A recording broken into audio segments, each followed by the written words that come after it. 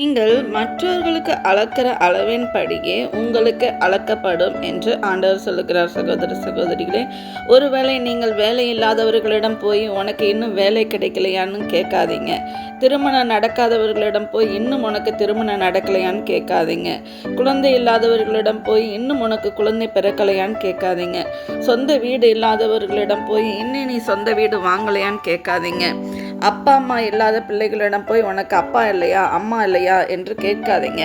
இப்படியாக மற்றவர்களை காயப்படும்படி கேட்காதீங்க. அவர்கள் ஏற்கனவே காயத்தோடு தான் இருப்பார்கள். அவர்கள் காயத்தை இன்னும் குத்தி காட்டி அவர்கள் மனதை வேதனைப்படுத்தாதீர்கள். சகோதர சகோதரிகளே, இந்த காரியத்தில் நீங்கள் எச்சரிக்கையாக இருக்க வேண்டும். அவர்கள் விடும் ஒவ்வொரு சொட்டு கண்ணீரும் உங்கள் குடும்பத்திற்கு சாபத்தை கொண்டு வரும். எனவே மனம் திரும்புங்கள்.